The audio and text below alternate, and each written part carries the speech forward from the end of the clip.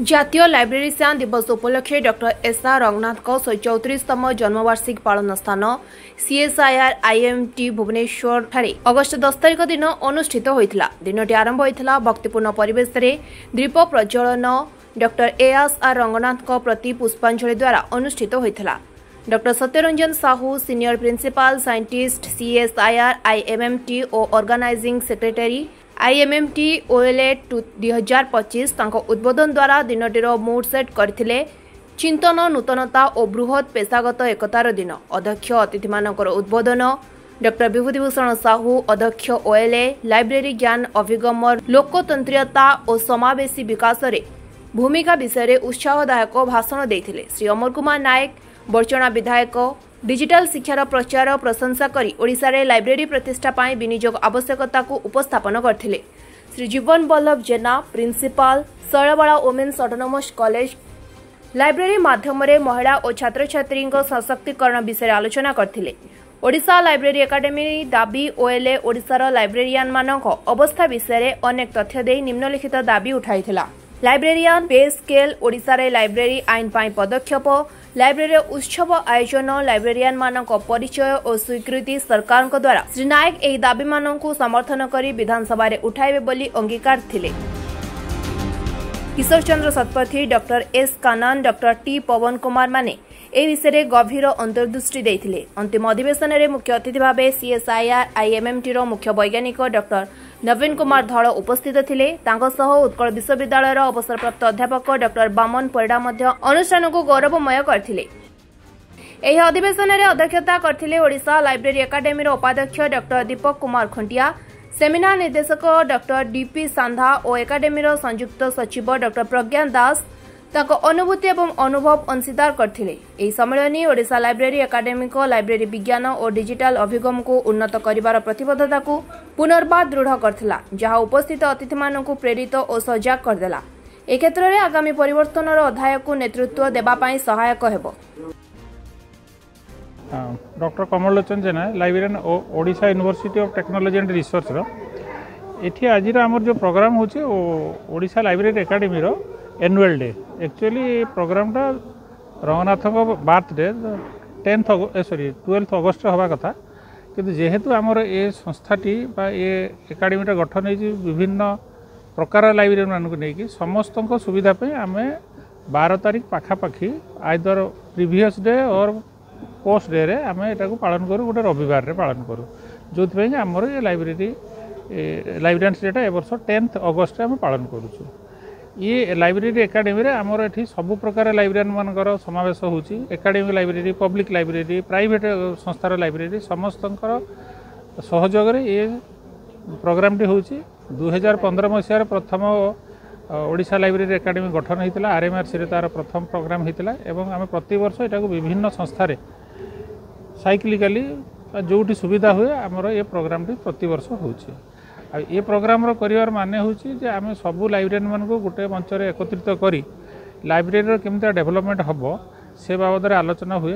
कारण day by day library अवस्था कमी कमी जाउची। सरकारंकर वैमात्रिक मनोभाव अधिकांश लाइब्रेरियन नाहांती, जोठी भी लाइब्रेरियन नाहांती सेठी पोस्ट फिलअप होनी एवं लाइब्रेरी को बजेट सफिशिएंटली दिया जाउनी, लाइब्रेरी बिल्डिंग ठीक भाव में होनी। ये सब जिनस विषय आलोचना करने साधारणतः आमर ये समावेश हुए। हाँ मत एक्चुअली मुझे इंस्टीट्यूशन माने 10 वर्ष पूर्व रिटायर्ड करची। ये प्राय 30 वर्ष 33 वर्ष ये सर्व करते।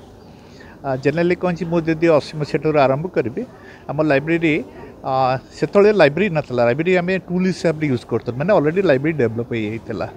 एक्चुअली लाइब्रेरी ये मोस्ट इम्पोर्टाट है सर्विस कौन दे पार्टी सर्विस रे इटा जेती रिसर्च इंस्टीट्यूशन है जो आम जो टॉपिक आज रखीचे आईएमटी ओला ताने कौन टेक्नोलोजी आमर यूज हो सारी और कौन कौन हम से विषय आम आज डिस्कसन करूँ। मो सेमिनार डायरेक्टर तेणु सन्ध्या बेले जना पड़ एक्चुअली कौ मैंने कौन कहले कि तार जीएसटी बाहरी पड़ो। तेणु जो टेक्नोलोजी द्वारा आम समस्ते आजिकल आरंभ करूँ से इंस्टीट्यूशन सी कौन मझे मझे अब्सोल्यूट हो जाऊँ पुणी नुआ टेक्नोलोजी आस नुआ तेणु ये सब बेनिफिट पाँच एठिकार यूजर जो मैंने साइंटिस्ट मैंने अच्छा रिसर्च कर बेनिफिट पाते जदि आम इंस्टीट्यूशन को पढ़ेगा एकेडमिक इंस्टीट्यूशन से स्टूडेंट्स मैंने टीचर मैंने बेनिफिट पाइबे लाइब्रेरी तेणु लाइब्रेरी सर्विस है सबुठ इम्पोर्टाट जो टेक्नोलोजी अनुसार यहाँ बदली बदली जाऊँगी। मो ना है डॉक्टर वेदरता दास मु गीता ऑटोनोमस कॉलेज रे लाइब्रेरी अच्छी हेड अच्छी तो आम मानकर यहाँ ओडिशा लाइब्रेरी एकेडमी एकेडमी माने है कि आम किसी एकेडमिकल डेवलपमेंट करने कहीं आम आसोसिएशनटा होती आम पिला वर्ष भितर विभिन्न प्रकार आमर एडवांस कोर्स गुड़ाक ट्रेनिंग दौचु ता छड़ा पिला माने केमिति प्रॉपर प्लेसमेंट पाई परिबे ता पईका चेष्टा करूछु एवं पिला मानकर सबु सुविधा केमिति हेई पर आम फ्यूचर जनरेशन को केमिति प्रोत्साहन मिलियो केमिति से माने लाइब्रेरी साइंस फील्ड रे उन्नति करियो ता पईका आम सब बेले गोटे गोटे प्रोग्राम करथो वर्ष जाक किंतु वर्षर प्रत्येक वर्ष आम गोटे लाइब्रेरी रे जो 12 तारिख पालन हुए तो सेही दिन आम प्लान करूँ कि जिते आम ओडिशा हो ओडिशा बाहर भी आम गेस्ट जो स्टूडेंट मैंने आमर जो मैंने आलुमनाई मैंने अच्छा सब आसती आम ये एकाठी हो आम प्लान आउट करूँ कि आमर फ्यूचर जनरेशन जानू कि लाइब्रेरी साइंसटा कौन आम स्टेट जानू कि लाइब्रेरी साइंस कौन कहीं आमर ग्रंथालय विज्ञान को कौन प्रकार सपोर्ट एपर्यंत स्टेट्स देनी तो आम चाहूँ कि स्टेट्स आमको किसी सपोर्ट दो से जानू कि लाइब्रेरी प्रोफेशनटा है heart of the any organisation and knowledge is the main part of the society जदि लाइब्रेरी डेभलप हम सोसाइटी डेभलप हम किंतु आम ओडिशा रे लाइब्रेरी डेभलप होनी आम सोसाइटी पछुआ ही जाउची। Thank you.